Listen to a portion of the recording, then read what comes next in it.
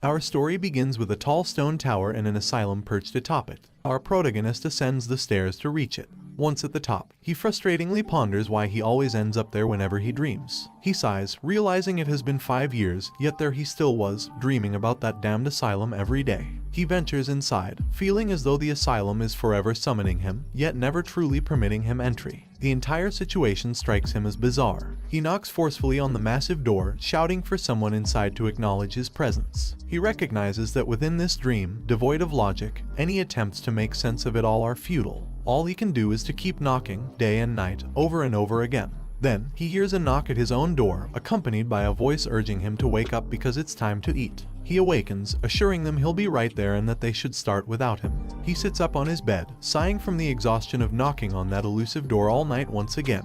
Ever since that fateful day, he became not only mentally unstable, but also blind. Or more specifically, his perception of the world had changed. The sounds of his aunt cooking and his little cousin reprimanding their dog echo through the house. His aunt informs him that the doctor is waiting in the study for his re-examination, and that he should go and let the doctor examine him. He responds with a reassuring smile and an okay. The doctor asks him to confirm if he's Lin Kai and if he's 17 years old. He replies affirmatively. The doctor inquires about the accident that led to his mental illness and blindness a decade ago. Kai explains it all began on that night 10 years ago. While on the roof, gazing at the moon, he was astounded because he saw an angel, one dressed in a golden haze, unfurling 6 golden wings. The doctor asks if it was a seraph, and he agrees, explaining that since that day, he has been unable to open his eyes. As the doctor prepares to document his mental state, Kai interrupts, revealing that all he has shared is simply his imagination. The doctor pauses, visibly confused. Kai goes on to explain that he merely fell from the roof, hit his head,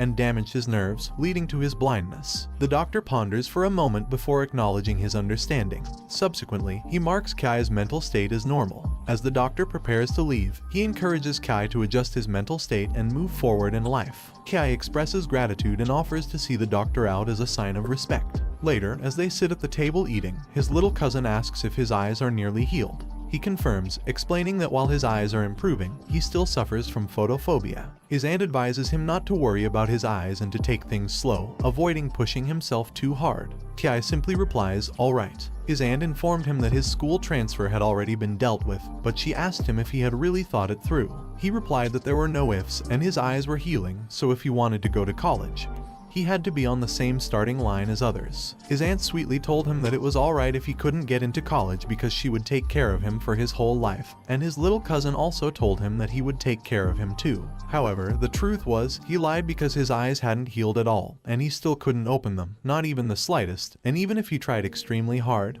he couldn't open them. Still, he wasn't lying at the same time because even though his eyes were closed, he could still see his surroundings. Ever since 5 years ago, his eyes started to change, allowing him to sense his environment. It started at only a few centimeters, then it became longer and clearer as time went by, and currently it extended up to 10 meters. He knew that if a person's sight range was only 10 meters, then he was still somewhat of a blind person. But to him, that 10 meters meant everything. Then, he heard the angel from a distance asking him if he was still looking at him. He sighed and turned around to go to bed, knowing that he was going to be knocking in his dream again, not hearing something rustling under their apartment building. A monster peeked while hiding behind the street pole, then it cut the street pole to hit the people chasing after it. The monsters ran away while the people in the red robes were chasing them. One of them called old Zhao for a signal. The man who was lighting a cigarette replied that he got it. Zhao inhaled the cigarette and said that the 3 signposts were all in place. Then, he positioned his fingers into a 3 and activated the forbidden ruins. He placed his fingers on the ground, and a red powerful light emerged from underground, surrounding him. He then ordered it to open, causing the red powerful light to become stronger and shoot up to the sky, releasing a powerful barrier. The monsters stopped running when they saw the red light blocking their way, and one of them tried to put its hand through it, but its hand got burned.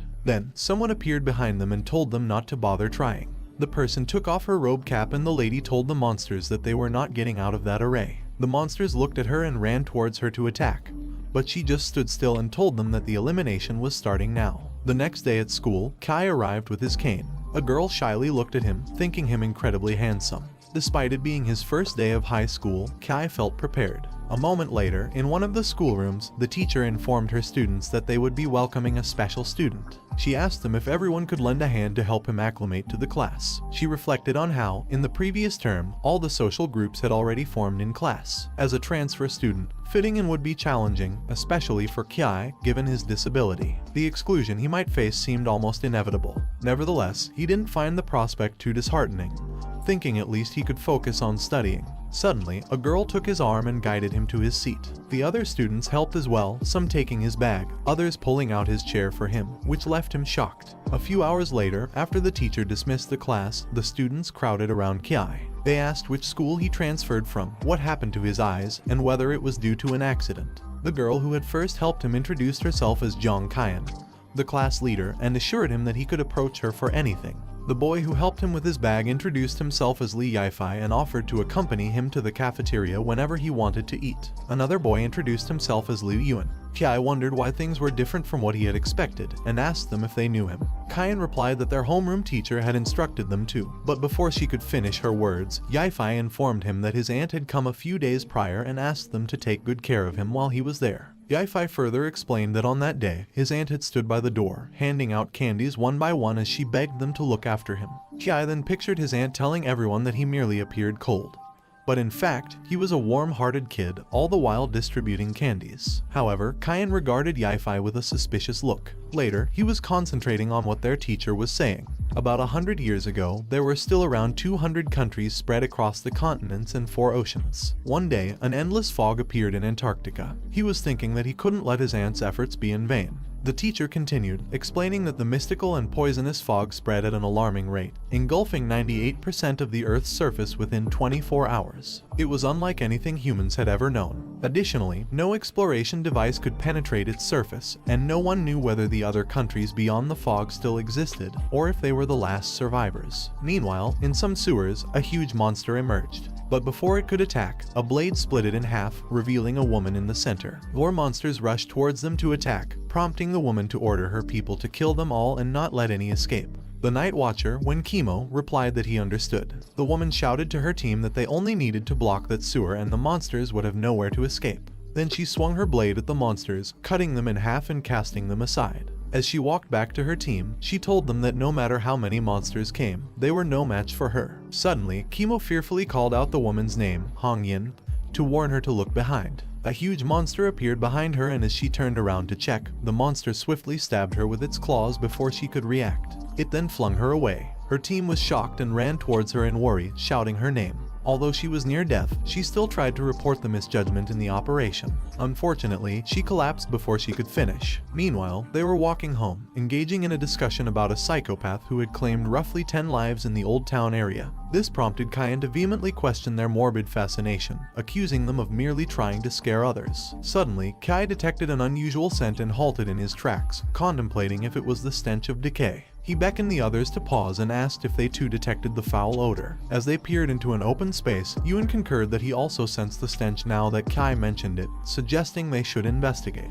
Unbeknownst to them, they were not alone in this location. As Yuan activated his cell phone flashlight, the beam revealed a blood-soaked woman, leaving them frozen in shock. Fearfully, they cried for help while observing the woman, who was currently being assaulted by a monster. The creature tossed the woman onto the ground and let out an enraged scream at the group. Yifei, overcoming his initial shock, yelled to his friends, urging them not to remain idle and instead flee. Panic ensued as they tried to escape, but Kai was left behind, struggling to untangle the string of his cane from his hand. Fortunately, he managed to free himself and took off, fully aware of the monster in close pursuit. Kyan looked back for Kai, but he urged her not to. Upon seeing the creature dangerously close to Kai, Kyan instinctively hurled her bag over her shoulder, not realizing she could inadvertently hit Kai. Luckily, Kai dodged, and her bag struck the monster. Just as Kyan was nearing the exit, another monster materialized and violently bit into her head. Stunned momentarily, Kai abruptly regained his senses upon noticing the second monster. It lunged at him, but he managed to evade.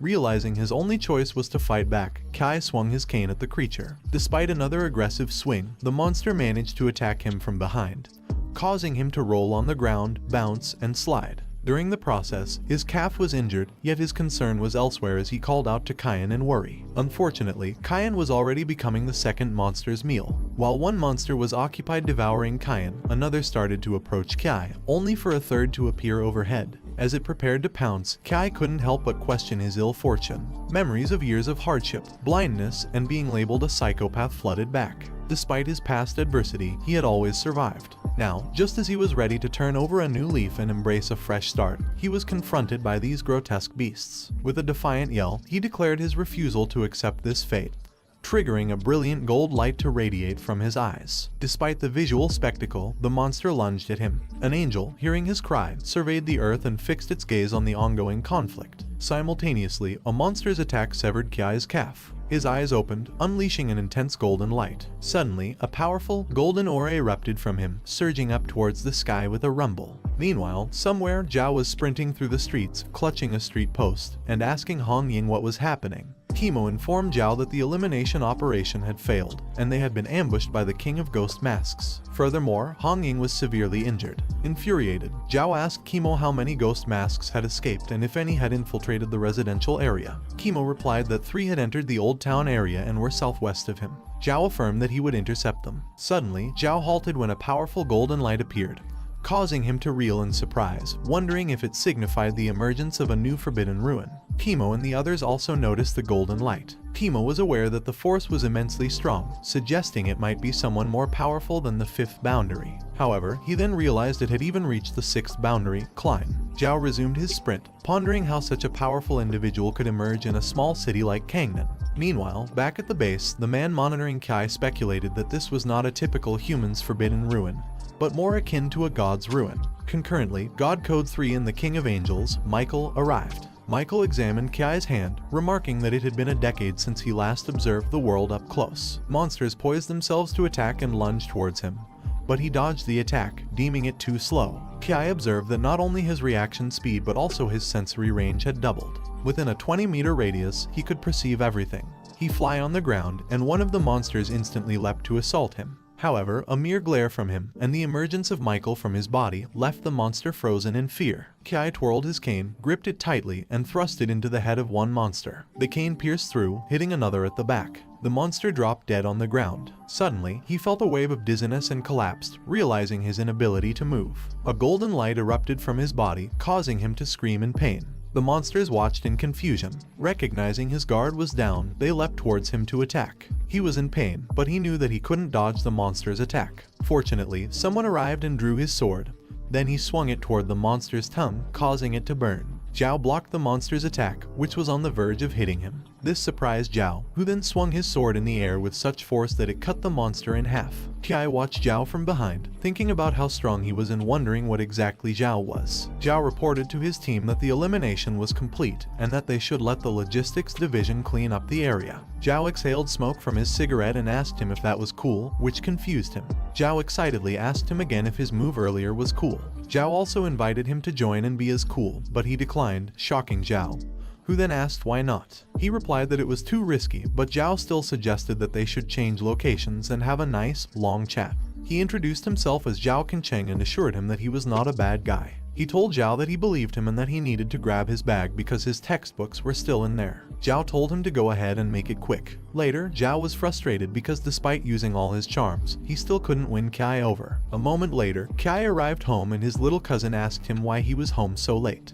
He merely replied that it was nothing and asked if his cousin had finished his homework. His little cousin replied that he was nearly done. Kai walked toward the stairs, telling his little cousin that he was a bit tired, so he was going to bed first. He told his cousin to hurry off to sleep once he had finished his homework. His little cousin agreed, but still asked him if he was really okay. He was stunned for a moment but, smiling, replied that he was fine and that he should go to bed early. Then, he wished his little brother good night, to which his young cousin returned the sentiment. When he was upstairs, his cousin poked their dog, asking if it could detect the scent of blood on Kai's clothes. Kai closed his door and placed his school belongings on a chair. He then lay on his bed, reflecting on how exhausting it was to deal with such an ordeal on his first day of school. He knew the individual trying to recruit him was far from ordinary. Furthermore, he suspected a vast organization lurked behind Zhao, one that was privy to the darker facets of their world. Although he yearned to uncover what had transpired, he knew that once certain secrets were revealed, it would be difficult to extricate himself. He had no desire to play the hero, his sole wish was to safeguard their home. When he fell asleep, he found himself back in the asylum. He sighed in frustration. It was a bitter existence, battling monsters during the day and knocking on doors in his dreams. He approached the massive door, ready to knock again. Suddenly, a bolt of lightning streaked across the sky, taking him by surprise. He placed his hands on the imposing door, wondering if it would yield this time. Gathering his strength, he pushed forcefully. To his relief, the massive door swung open. Also, the asylum demonstrated that it was a sanctuary for a deity. Kai was overjoyed that the door finally opened. He walked inside, exclaiming that after 5 years, the asylum was finally admitting him. He peeked inside and touched the wall, then noticed something odd and pondered why it looked exactly the same as the asylum where he had once stayed. Then he continued to stroll inside, speculating that his dream was peculiar because the architecture was identical. He halted in an alley and recognized that this section was different. He proceeded into the alley and stopped in front of a room adorned with symbols, questioning if the asylum truly housed a divine being. He turned the doorknob and was astounded as it rotated on its own. The symbols on it glowed, and when the door swung open, a forceful golden light emanated from within. Kai was surprised to discover a lady sitting sadly on the bed. He discerned that the woman seemed unusually large in size. She was quiet and morose, so he decided to introduce himself and inquire about her identity. Suddenly, the system informed him that the woman was named Patient Nix and his mission was to aid Nix in recovering from mental illness. When her recovery progress hit the standard percentages of 1%, 50%, and 100%, he would be granted the opportunity to draw a portion of Nix's power. Additionally, Nix's current progress was at 0%. He then wondered if he was correct in his assumption that Nyx is the goddess of the night from Greek mythology. He referred to the system, but suddenly the system encountered an error and clarified that Nyx is indeed the goddess of night in Greek mythology and one of the original 5 Genesis gods. As the personification of the night, Nyx holds a high rank among the gods and is one of the most powerful in Greek mythology. Her power is so immense that she can bring down both mortals and gods simultaneously. This made him question if a powerful goddess like Nyx could also suffer from mental illness, and if so, which illness she had and how he could cure her. He scrutinized her, wondering if her affliction was depression, OCD, schizophrenia, or delusional disorder. He then asked her if she could hear and understand him. Suddenly, Nyx called out to her child in a loud voice. She then looked at him, but he was perplexed as to how a Greek goddess could speak Chinese. A tear slid down Nyx's face as she joyfully declared that she had finally found her child. He was stunned and shocked. He knew he was raised by his aunt and he didn't have any recollection of his biological parents, leading him to question if Nyx was indeed his mother. She jumped excitedly to embrace him, but when he opened his arms to return the hug, she dashed past him, leaving him astonished and speechless. He slowly turned around to watch her and saw her hugging a bass, referring to it as her child. She also called a cabinet Hypnos one of her children and rushed to embrace it. This made Kai realize that Nyx was truly unwell. Nyx joyfully called out her children's names while hugging various items in the room. He rushed towards her in a panic, imploring her to stop, but then he awoke and sighed in exhaustion, wondering how he should go about curing Nyx. The following day, students whispered to each other, casting glances at Zhao, who was seething with rage. His anger was due to Kai standing him up the previous day, and he openly challenged Kai, stating that he couldn't hide when he was standing right before his school gates. Zhao had initially thought Kai was a formidable figure from the Klein stage. However, he quickly realized that Kai was merely a newbie in the Zhan boundary. Their captain had ordered them to retrieve the Seraph's agent at any cost, refusing to let the ancient god church capture Kai. This mission took precedence over hunting the king of ghost masks. Inhaling his cigarette, Zhao pondered about the captain's well-being and wondered if the pursuit of the king of ghost masks had been successful. As the school gate closed, he heard the distinctive sound of the gate being locked. Filled with frustration, he asked the security guard if the young lad had yet to arrive at school. On the next day, in the hospital, a doctor asked Zhao to confirm whether a friend of his perceives everything as her child, to which Zhao responded affirmatively. The doctor questioned if this friend often spent extended periods crying, and Zhao confirmed this as well.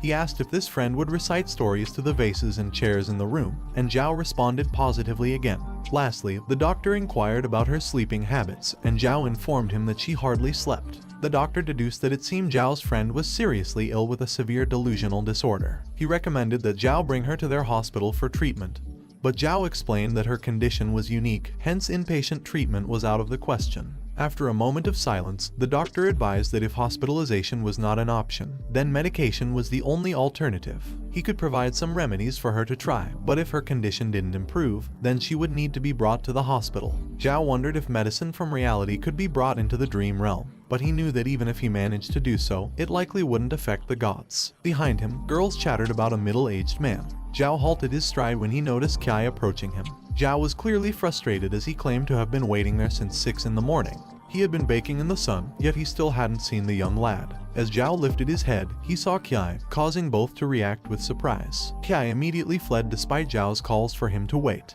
Zhao chased after Kai, ordering him to stop, and then cornered him. Zhao landed on the ground and slammed Kai against a wall. Angrily, Zhao asked Kai if he was still planning to run, proudly claiming that he had finally caught him. Kai questioned Zhao's familiarity with him and threatened to scream if he wasn't released. However, Zhao just told him to stop feigning ignorance and stated he wouldn't escape any longer. Zhao then dragged him away, insisting they needed to have a lengthy discussion that day. Kai protested against being dragged and demanded to know their destination. However, Zhao merely replied that all would become clear once they arrived. Later, they reached a love hotel, leaving Kai taken aback. Zhao hauled him towards the entrance, ignoring his panicked queries and mention of hemorrhoids. Zhao just looked at him, speechless. Subsequently, the hotel receptionist observed them with interest. Zhao requested a large, sensual, and intense-themed room, causing Kai to hide his face in embarrassment.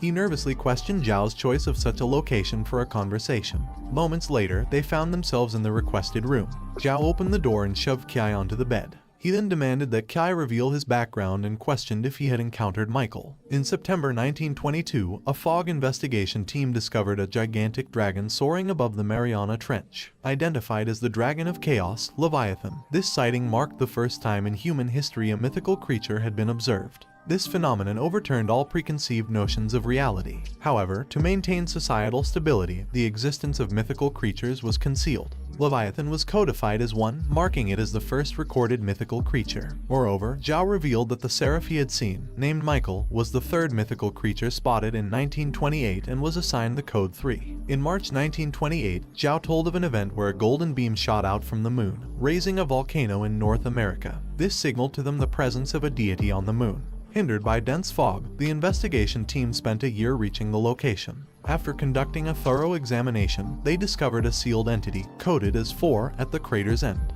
This entity was identified as the fallen angel, Lucifer. Concurrently, it became apparent that children born after the fog's appearance could potentially awaken a unique power termed Forbidden Ruins. The strength, range, and specialty of these Forbidden Ruins developed in tandem with the possessor's spiritual power. Zhao explained that the golden light observed the previous night was Michael's power wave, and the activation of his Forbidden Ruins must have coincided with that event. Upon examining his hand, he realized his sensing ability was his Forbidden Ruins, and the dynamic vision and Seraph's divine power he gained after opening his eyes were signs of ability growth. As Zhao poured him a glass of water, he explained that based on the level of spiritual power, Forbidden Ruins were categorized into 6 major stages. The first stage, Jan, was likened to a still cup of water, small and calm. The second stage, Kai, was compared to a pond, full but still. The third stage, Chuan, was analogous to a river, lush and flowing. The fourth stage, Hai, was like the sea, vast and wide. The fifth stage, Endless, was achieved when spiritual power seemed nearly limitless. Finally, the sixth stage, Klein, was reached when spiritual power became inexhaustible, breaking the spatial dimensions like a Klein bottle. He excitedly replied that it was powerful and asked Zhao about his boundary. Zhao replied that he could be considered a particularly strong ordinary person.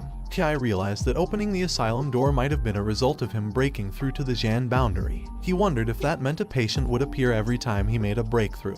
Then, he asked Zhao about his boundary because Zhao seemed incredibly strong. This question made Zhao spit out the water he had just drunk. Zhao awkwardly replied that he didn't have a Forbidden Ruins, and therefore didn't possess spiritual power. This prompted Kai to ask Zhao how he managed to kill those monsters without it. Zhao proudly replied that he used his combat experience and rigorous training. Also, before joining the Night Watcher, he was a Special Forces soldier. Zhao then showed him 3 fingers, explaining that there were 3 ways to acquire Forbidden Ruins. The first was being born with it, as Kai was. The second way was through special Forbidden Ruins items, and the third way was to be granted such power by a god. The gods grant a portion of their own powers to those they choose as their agents in the mortal world. However, these agents also receive orders from their respective gods, and their actions represent the will of the god. Typically, each god has only one agent, and all the agents discovered so far serve under the names of evil gods. They have formed an organization called the Ancient Gods Church, whose goal is to bring chaos back to the world. Zhao then grabbed Kai's shoulder, asking him about Michael's orders and questioning which side he was on.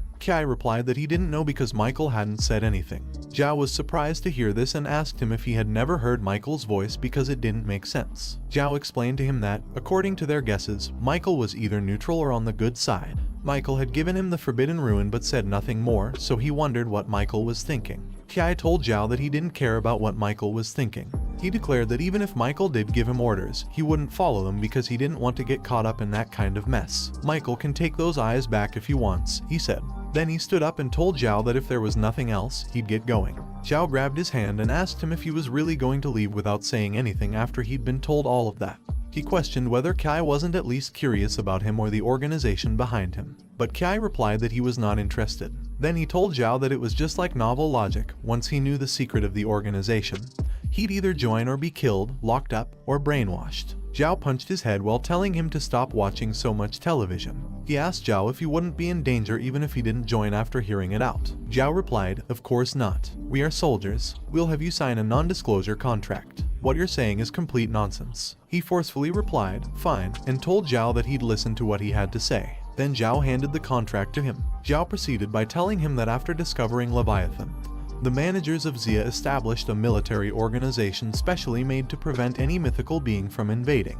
That organization was called the 139 Special Being Counter Group. More and more mythical beings were discovered, and more Forbidden Rune wielders were found. They tried establishing connections with a few gods and started training special fighters. Currently, that organization is known as the Night Watcher. Zhao proudly told him that as a soldier, their mission was to protect Xia and prevent the invasion of any gods and monsters. Additionally, the existence of the Night Watchers was to protect the people from harm. Then Zhao asked him if such a noble and cool organization wasn't just right for young people to protect their country. He asked Kai if he wanted to join, but still, Kai replied that it was noble and cool, and he truly respected him, but he couldn't join. Zhao asked him why. He looked at the moon and replied that he had an aunt and a cousin, and for the past 10 years, his aunt had worked hard for Ah Jin and his disability, which had affected her health. His aunt is stubborn because she always pushes herself too much, nearly crying out from the pain. He was sitting right across from her and she believed that he couldn't see. His aunt had lived too cautiously and far too tiringly. His cousin, smart and a source of her pride, was unfortunately too young to shoulder the responsibility of the household. Thus, he continued his education, working hard to earn money to care for the home. He made a promise to himself that he would buy his aunt and cousin a big house one day, freeing her from her laborious job at the factory. He told Zhao that over the past 10 years, they had never abandoned him despite his disability, and now that his eyesight was restored, he had no intention of leaving them behind. He wanted to stay by their side, protecting their home every step of the way. Zhao, surprised by his response, looked into Kai's determined eyes and smiled. He advised him to go home, acknowledging that he had misunderstood him. Kai waved goodbye and expressed his gratitude to Zhao for sharing so much with him before signing the non-disclosure agreement. Once home, he undressed, musing aloud about the complexities of a world riddled with gods and monsters. He spent his days conversing with an ordinary man and his nights curing patients in his dreams. Suddenly, something fell out of his jacket pocket. He examined the item with confusion, realizing it was from Zhao Kencheng, and wondered if it belonged to that man. On the back of the item were the words, "When the darkness strikes, I will stand before millions of swords facing the abyss, with blood smearing the sky." He found it to be a powerful statement, speculating if it was the slogan of the Night Watchers. Later, in the superintendent's room, someone was throwing items out the door, declaring them unnecessary. He put on his doctor's coat and walked towards the room to start the day's treatments. Nix called him Hypnos and told him to give it a try. Even though he had visited the hospital and researched Greek mythologies, he still had no idea how to treat Nix. According to the mythologies, Nix was one of the most ancient and powerful Greek gods, mother to a large brood including Thanatos, the god of death, Hyonos, the god of sleep, the god of light, the Fates, Moros, the god of deadly fate, and many others. He watched her, wondering if perhaps she missed her children so dearly that she was mistaking the vases and bottles for them,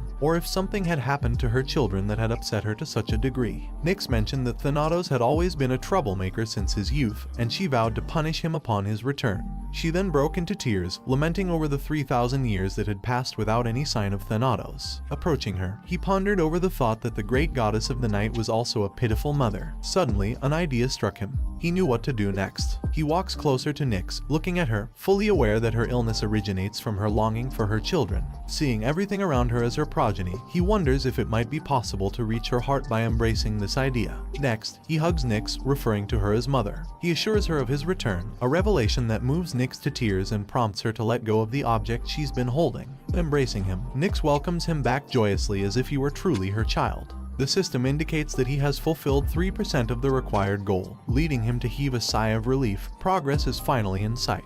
After releasing him, Nyx hands him a cup of tea under the assumption that he is Thanatos. He checks the system and notes that it is allocating a random reward from Nyx's powers due to his progress. He presses the draw button, and as the draw board activates, he muses that it is fitting for Nyx to be the goddess of the night, given the correlation between her powers and her name. As he peruses the board, the phrase extraordinary reproduction in one of the options catches his eye, leading him to question if this is considered a godly power. The indicator ceases its circular motion, landing on Starry Night Dancer. Kai considers this to not sound particularly formidable, but he is relieved to have avoided extraordinary reproduction. Nyx presents him with an item, explaining that it's something he cherishes. Upon inspection, he discovers it's the Starry Night Dancer. He reaches out, grasps it, and the power enters his body, causing him to feel a transformative shift in his physiology. He experiences a sensation of being cleansed, from his soul to his physical form. Moments later, he successfully assimilates the Starry Night Dancer power, earning the ability to communicate with nocturnal creatures. Additionally, during the night, his suppression over other beings intensifies. His presence becomes less noticeable, and his speed, strength, resilience, and recovery abilities amplify to 5 times their usual capabilities. He is taken aback by the potency of the Starry Night Dancer, considering the power to be superhuman. The strength, 5 times greater than a normal human's, is impressive. Even if his original strength was average, a 5-fold increase places him at the peak of human potential, equipping him to protect his family. Believing he is Thanatos, Nyx questions him about his younger brother's longing for him and encourages him to share a hug with the sibling, to which he agrees. She presents him with a Haloprodol for God capsule, surprising him. Without delay, he places the capsule on the table and hastily exits, reassuring Nyx that he will return shortly. A few minutes later, he arrives at a room, gripping the door handle firmly. Pushing the door open, he is astounded by the abundant medication within, leaving him perplexed and in awe. The next morning, his alarm clock rang to wake him up. He stood up and looked out the window happily, declaring that it had been the best sleep he'd had in a very long time. He felt refreshed and relaxed. He walked down the stairs, and when he reached the first floor, he saw his aunt, ready to leave. He asked her if she was going to work that early. His aunt replied affirmatively and explained to him that the new materials had arrived at the factory, and they had asked her to begin work on them as soon as possible. Before his aunt left, she looked at him and told him she would be gone and that he should have breakfast with his cousin. He was shocked to see his aunt's face. He closed his eyes tightly and slowly opened them. As his aunt walked outside, she told him not to be late, but before she had completely left, he called out to her. His aunt looked back and asked why. He told her that he could now see, surprising her and bringing her to tears of joy. She immediately hugged him, tearfully telling him it was wonderful news. His cousin, hearing their exchange, happily chimed in, saying it was fantastic that he could finally see. Later, at Kangnan City's 6th high school, his classmates called his name, leading him to ask why. The girls told him that he was very handsome and that his eyes were beautiful, but he simply remained quiet, looking at Yaifai and Young, who were equally silent in their chairs. One of his classmates asked him how his eyes had healed, claiming it was unbelievable. He awkwardly replied that his eyes were on the verge of recovery anyway, and that he had visited the hospital the day before. When break time arrived, on the rooftop, Young and Yaifai bowed to him, apologizing. They told him they were genuinely sorry, explaining they were too afraid to think clearly back then, so they had run away, leaving him and Kayan behind, which resulted in her death. He reassured them that there was no need to apologize. Then he walked past them, telling them that running away from danger was a natural instinct, and that if he had been in their position, he probably would have run even faster. Young asked him if he really didn't blame them, and if he had encountered those guys as well and signed a non-disclosure contract. Young then explained that those people had approached him that night and nearly scared him to death, but Yaifai claimed that he actually wanted to join them. He asked Yaifai why he would want to join them, and Yaifai responded that being an ordinary person was dull. He stated that many men dreamed of joining a secret organization and battling enemies hidden within human society. He told Yaifai that he was romanticizing it, but the truth was, he could die on his first mission, his parents would never know, and he'd leave their world all alone. He made this point as he walked toward the exit door. Later that night, he stood in front of their door, noticing it was going to rain. He opened the door, announcing his return. However, when he lifted his head to look inside their home, he was shocked to see Zhao sitting in their living room. He panicked, asking Zhao how he had found his home. Zhao revealed the object he'd had in his pocket previously and explained that he had slipped the tracker into his pocket. He walked past Zhao, reminding him that he had already stated he wouldn't be joining them. Zhao displayed a significant amount of money on the table, telling him he knew that, but he wasn't there for that reason. He looked at the money, asking Zhao what it meant, but Zhao simply placed a cigarette in his mouth and asked if he minded him smoking. He replied assertively that he did mind, leaving Zhao stunned in surprise. Zhao informed him that his father passed away when he was 6 and his mother had to work 2 jobs to raise him. Despite this, he managed to maintain good grades, which were sufficient for him to become a village head. However, he chose to join the army despite his mother's objections. The day he left, his mother stood by the door, silently watching him depart. For a moment, he truly wanted to stay, but ultimately, he turned his back on his mother. In those days, he resolved to earn military awards and return to his hometown clad in his uniform, medals displayed on his chest. However, he later joined the Special Forces and was promoted, leading to a transfer to the Night Watcher department due to his exceptional combat skills. He had originally planned on becoming the village head after retiring, tending to his mother's health and providing her with companionship. However, after joining the Night Watchers, that dream was abandoned. But he was unique. He was more intelligent and sensible than the others and held his own views. If he chose to stay and protect his family, that was commendable, and he should walk that path with pride, leaving the world saving to others. Zhao then advised him to use the money to purchase something useful for his aunt and cousin, as it would ease his life. He refused, but Zhao placed the money in his hand and insisted that it was for his aunt, so he had to accept it. Returning the money to Zhao, he explained that his aunt would also refuse it.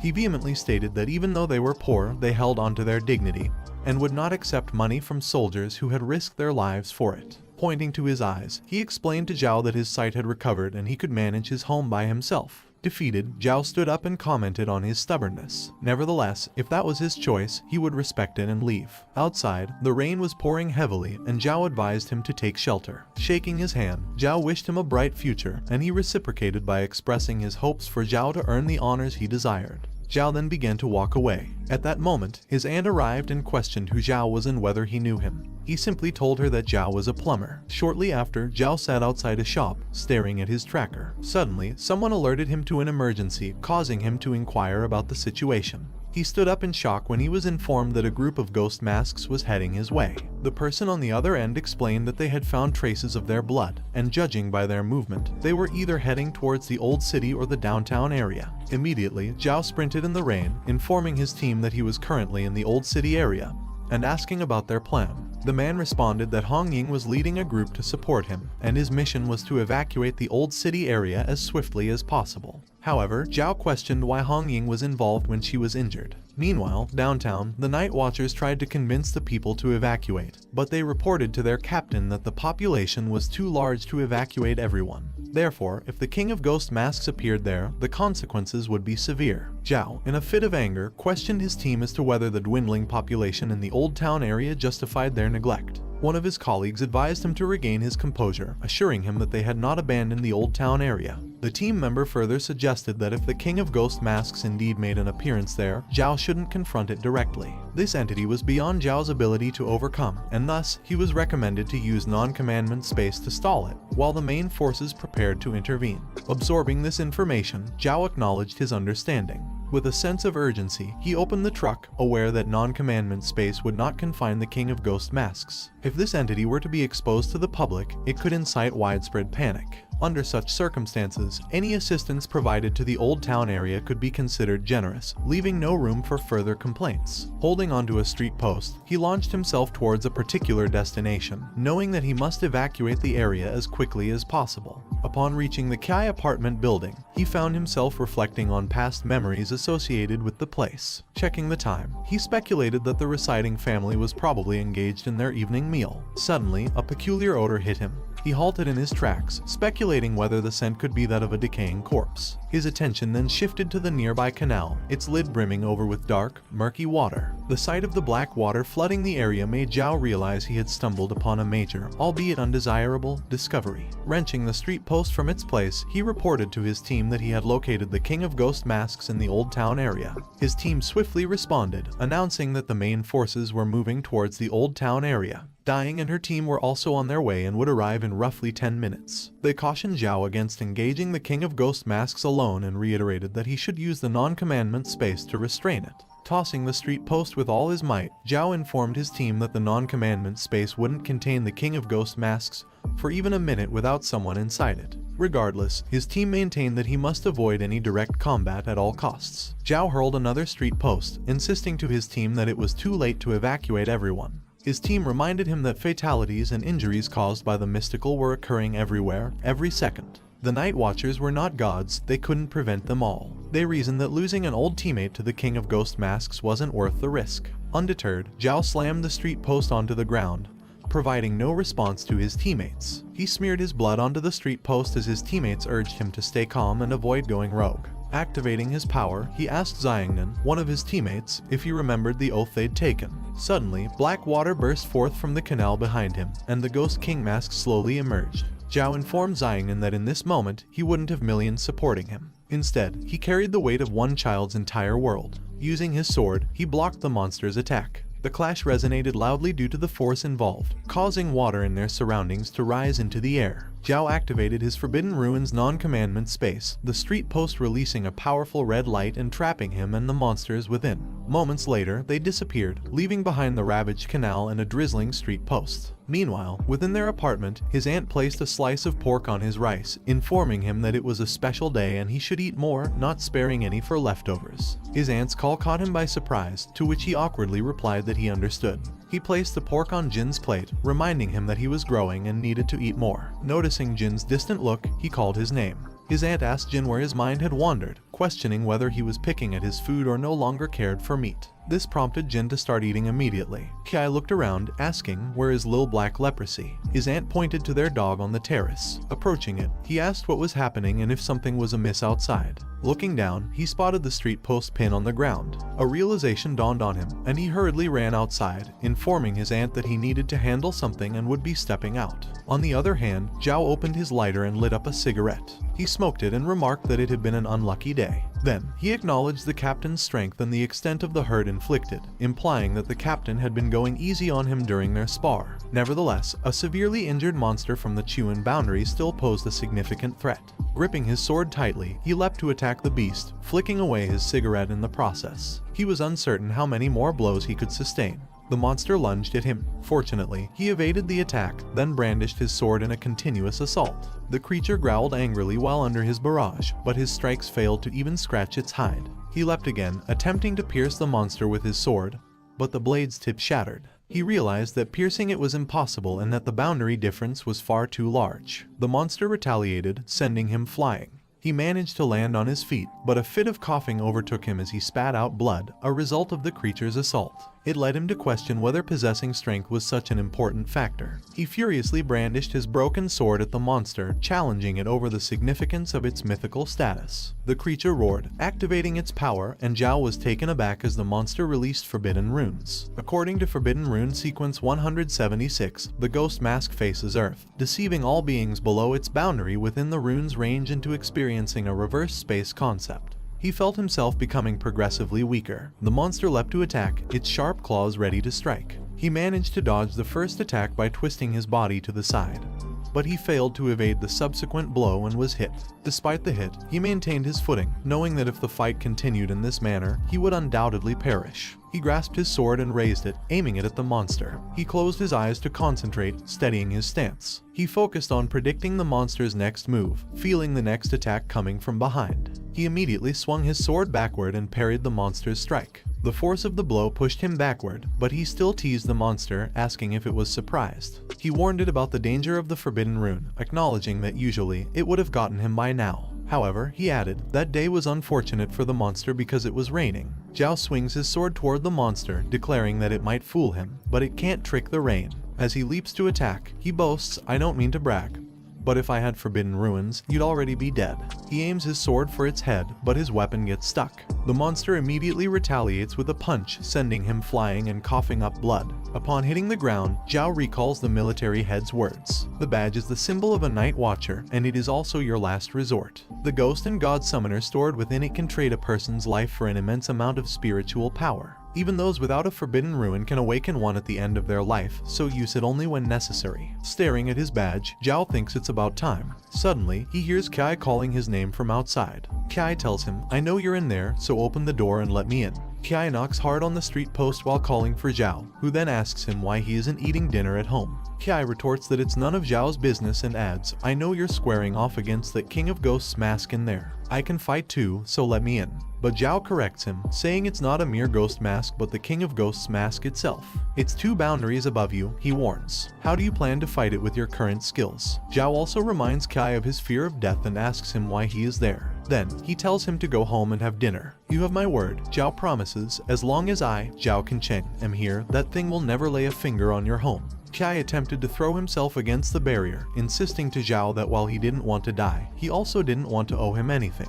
Then, he teased Zhao, asking if he aspired to play the hero because he wouldn't agree to such a role. Kiai also tried to kick the barrier, telling Zhao that dinner could wait until the King of Ghost Mask was defeated, at which point they could dine together. On the other hand, Zhao was harshly thrown against the barrier. Zhao slowly tried to rise, advising Kiai not to bother since he couldn't break the non-commandment space anyway. It would be equivalent to suicide if he was inside, and the only way he could enter was posthumously. Out of anger, Kiai punched a street pole, but it remained immovable. He looked tearfully at the red street post shimmering in the drizzle before him. Zhao looked back, wondering if Kiai had left. As he removed his gloves, he told Kiai it was best he returned home for dinner, and left the remaining tasks to them, the Night Watchers. Then he clicked his badge, revealing a sharp pin. He stabbed it into his neck, questioning the monster if it knew how long he'd been waiting for this day. As blood trickled from his neck, a powerful red light erupted from his body while he activated his forbidden ruins. The monster charged at him, but he remained still, activating his Obliterate Moon and aiming the huge sword at the monster. The creature leaped above him, and he swung his sword upwards, striking its leg and severing it,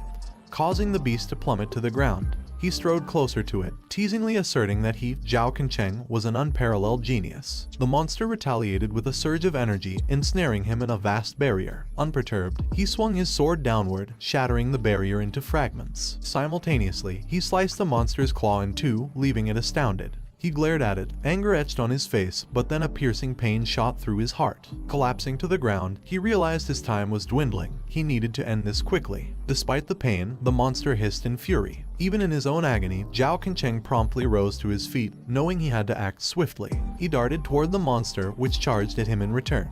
They met in the center, and he unleashed a flurry of sword strikes, employing his Obliterate Moon power. The monster parried his onslaught with its formidable defenses, but several of his strikes found their mark, leaving it taken aback. Exhaustion was setting in, yet he maintained his relentless assault. The monster retaliated with a powerful punch that sent him sprawling across the ground, tumbling until he finally skidded to a stop. The monster sneered at him with a teasing smile. However, its arm suddenly emitted a brilliant red light before exploding into fragments. Zhao Kencheng slowly sat up, smirking as he taunted the creature, informing it they were now even with only 1 arm each. Zhao vomits a large amount of blood, and he notices that he can no longer feel the pain. He tries to stand up, knowing that he isn't dead yet, and that the Forbidden Ruin is still there. He can still fight. Because of his strong will, and the continued presence of the King of Ghost Masks, he successfully stands. He refuses to succumb to death. Suddenly, he hears his red street post shattering into pieces. Turning to look, he is about to question how it broke off but is taken aback upon seeing Kiai.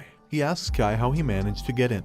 Kiai replies that a mere glare caused it to open. Kiai is relieved that the nighttime has triggered the Starry Night Dancer's power, allowing the Seraph's divine power to break the non-commandment space. However, this feat required some spiritual energy. Kiai moves forward, asking Zhao if all he needs to do is help him. Zhao, pointing his sword at Kiai's throat, bluntly tells him to stop talking nonsense. Zhao then orders him to step aside. Kiai tries to convince Zhao that he can assist, but he stops talking when he notices that Zhao has suffered internal injuries. Zhao informs him that all he needs is 1 swing. He tells Kiai that he can help after that, leaving Kiai speechless. Zhao approaches the monster, instructing Kiai to watch his next move closely because it is going to be impressive.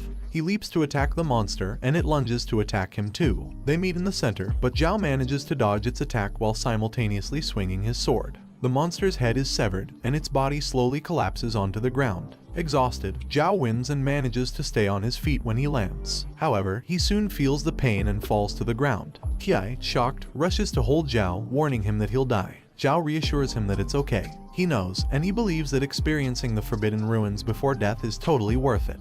Zhao then lifts up the badge to show Kiai, proudly declaring that he did it and reminding him of the phrase, "The sword to the abyss, blood smears the sky." Kai flicks open a lighter, allowing Zhao to bring his cigarette to the flame. Once lit, Zhao places the cigarette between his lips. With pride in his voice, he asks Kai if he had seen him behead the King of Ghost Masks with a single swing. Kai acknowledges that he did, in fact, see everything. Zhao brags further, stating that the wretched captain, whom others couldn't kill, had fallen to him. He insists that such a contribution should earn him the rank of general, to which Kai concurs. However, Kai soberly reminds Zhao that he hasn't yet ascended to the position of general and, therefore, he mustn't die just yet. Zhao merely asks Kai whether his swing was impressive. Tearfully, Kai confirms that it was more impressive than anything he has ever seen. Zhao's cigarette tumbles to the ground, and his body grows still, causing Kai to weep in silence. Suddenly, they notice movement behind them. Something stirs from within the remains of the monster. As it crawls toward the monster's body, Kai confesses to Zhao that he isn't afraid of death. He questions whether a blind child thrown into an asylum would fear dying. He reveals to Zhao that he had attempted to end his own life multiple times, only to be repeatedly pulled back by a metaphorical light, the light of his family. Despite his strong dislike of owing others, he acknowledges Zhao's sacrifices. As he clutches Zhao's badge, he questions how he might repay the man. Unnoticed by Kai, the monster reanimates behind him. He quickly grabs Zhao's sword and raises it. Turning, he finds himself facing the monster. It hisses in fury as Kai maneuvers around it. He activates his Starry Night Dancer power and thrusts the sword toward the beast, knowing it to be the main body of Ghostface. But his attack is blocked, leading him to wonder if it's due to a difference in their boundaries. Nevertheless, he vows to destroy it, even if it requires tens or hundreds of stabs. As the monster's face slowly cracks and disintegrates, Kai propels himself backward to gather momentum for another furious stab. He continuously stabbed the monster, slowly forcing it to the ground. He mustered all his remaining strength for a final strike, and a powerful golden light emanated from the beast. Shielding his face, he leaped backward just as the creature exploded into fragments. The severed head still managed to hiss at him. Grabbing Zhao's sword, he plunged it in, exterminating the creature's last vestiges of life. Pausing to catch his breath, he acknowledged how close a call it had been.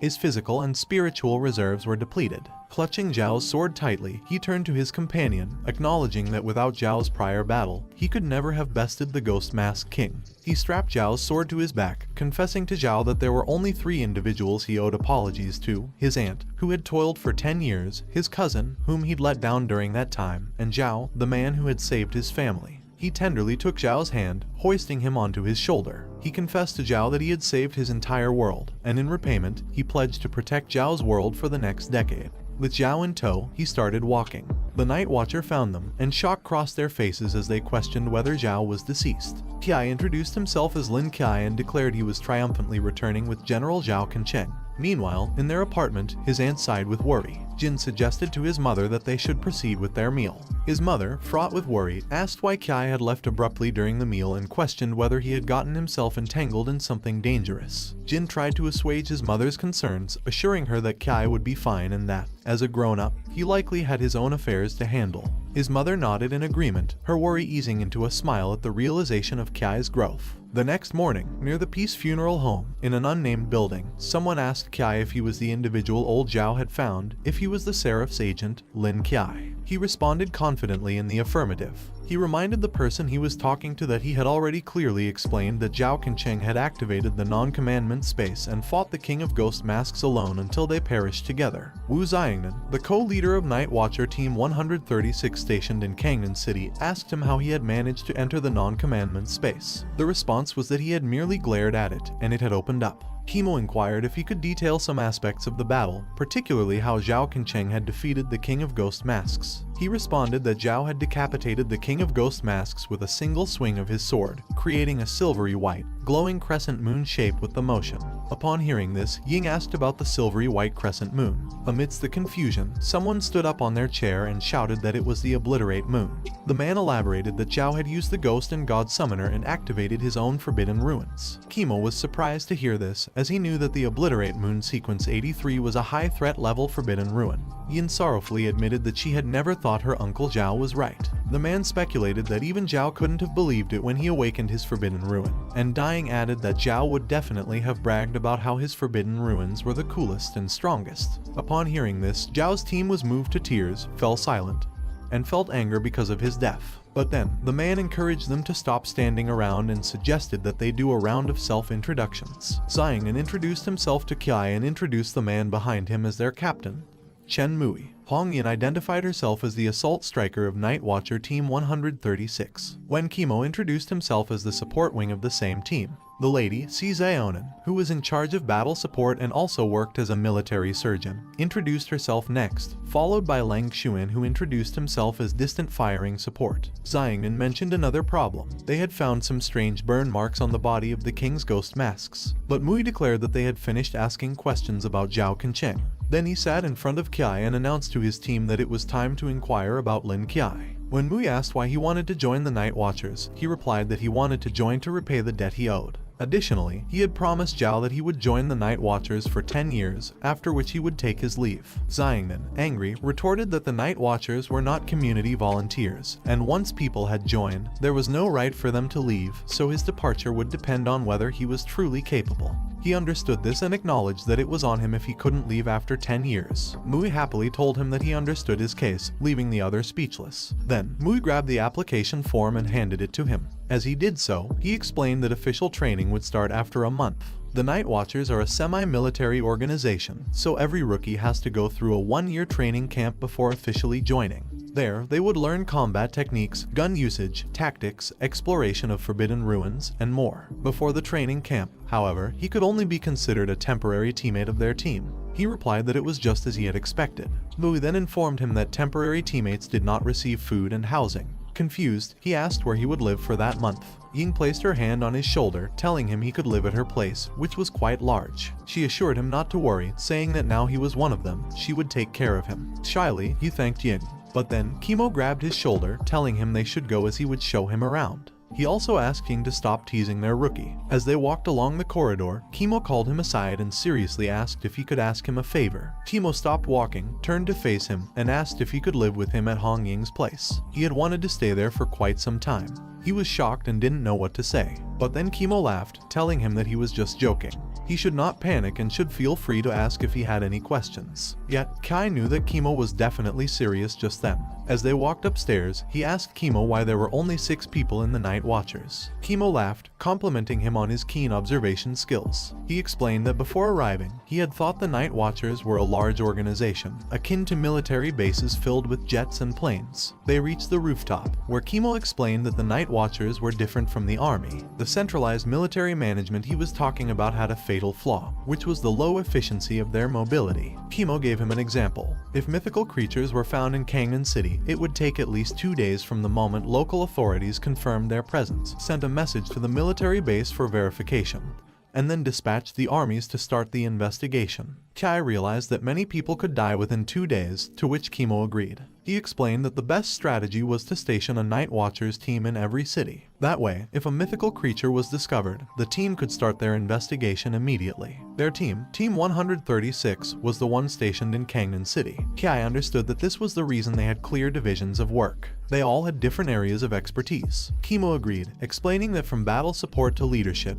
everyone excelled in their own part and could work together for an ideal team composition. In an emergency, special forces would also be called for support. Besides the station team in a city, there were also 4 special forces units. Kimo informed him that when a situation exceeded what the local Night Watchers could handle, these units would come to help. Above all, the Night Watchers had 5 individuals whose strength was beyond human. When he asked Kimo what he meant by beyond human, Kimo replied that these 5 were known as the Swordsman, the Knight, the Honorable, the Void, and the Pedagogue. The following day, he glanced at the paper, assuming it should be there. His shock was palpable when he saw it and realized that Ying was, in fact, a wealthy woman. Then, Ying's words echoed in his mind, stating her house was quite large. Upon pressing the doorbell button, the gate swung open, revealing a property far grander than quite large, a stark contrast to Ying's understatement. When Ying heard the door, she hurried down the stairs, assuring him she was on her way. Without hesitation, she pulled him inside, questioning why he'd taken so long. While dragging him inside, she explained that the house hadn't been tidied up that day, hence its slight disarray, and expressed her hope that he wouldn't mind. Then, she declared her intention to find him some slippers to wear. Moments later, he found himself comfortably wearing the provided slippers, much to Ying's delight. Zionin peeked out and called for Ying. As Zionin descended the stairs, she queried if Kai was present. but Kai turned the question back at her, asking why she was there too. Ying gently guided him upstairs, explaining that Xiaonan found it hard to adjust to dorm life and thus typically lived with her. She suggested that they head to his room. Feeling slightly awkward, he asked about her parents, wondering if his presence would be an inconvenience. Ying, with a tinge of sadness in her voice, responded negatively, revealing that her parents had joined an exploration team and vanished in the mist 5 years prior. He fell silent, regretting his question. A minute later, Ying opened a door, declaring it his room, which she had tidied. She also informed him that his blue towel and toothbrush were in the bathroom, cautioning him not to mix them up. He stepped into his new room, acknowledging her instructions with a simple "alright." Ying sternly reminded him to knock first before entering either Xiaonan's or her room. She warned him against harboring any ill intentions, flexing her fingers as a gentle threat. Pointing to her muscles, she reminded him that the spearhead of their team was her strength, not something to be trifled with. He assured her he understood, merely inquiring if there was any pen and paper available. This made Ying curious about his need for them. Meanwhile, in their apartment building, Kimo and Mui rang the doorbell of their apartment. Kiai's aunt happily answered the door, expecting Kiai. Kimo inquired if she was Kiai's guardian, Mrs. Wang Feng. When Fang queried about their identities, Mui responded that they were sent by the military and political office. However, Kimo interrupted his captain, clarifying to Fang that they were merely responsible for recruits joining the army. This left Fang perplexed about their mention of joining the military. They gave the paper to Fang. She panicked and asked them why Kai had suddenly decided to join the army when he had never mentioned it before. However, Jin told her that Kai did indeed inform him. Jin explained to his mother that Kai had spoken to him about it in secret, saying that joining the army was his greatest dream. He conveyed that the issues with his eyes had only temporarily distracted him from this dream. Fang couldn't believe it. She felt it was utterly unexpected and expressed her concern, saying that Kai had just recovered his eyesight,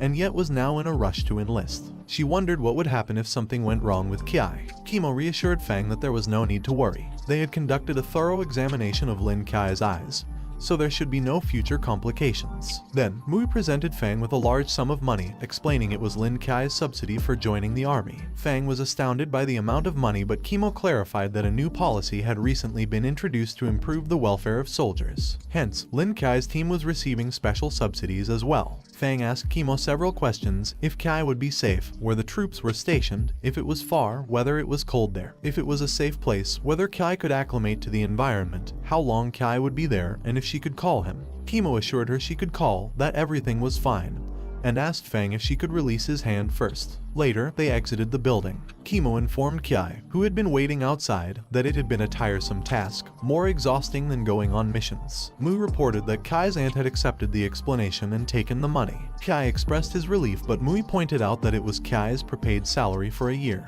He questioned Kiai about what he would do if he gave all of it away. Kai simply responded that he would manage and it was just for a year. Mu grabbed his shoulder and suggested that if he wasn't busy, he could always come to the office for meals. This led Kai to question Mu, thinking he didn't provide food and accommodations. Mu walked away, replying that normally he didn't, and Kimo joined him, bidding Kai goodbye. Once they were in the car, Mui clarified that he wouldn't normally provide food, except when he was cooking. This surprised Kai and made him think for a moment. Then, they drove off, leaving him alone. He called his aunt, who told him that he should have informed her about his decision to join the army earlier. If he truly wanted to go, she wouldn't have stopped him. He apologized to his aunt, admitting his mistake. Later, in his dream, he saw Nix outside, swinging on a swing and humming. She stopped when she noticed him approaching and excitedly exclaimed that he had arrived. She raised her hand, calling him her child, and asked if he had come to see her. He affirmed, mentioning it was time for her medicine.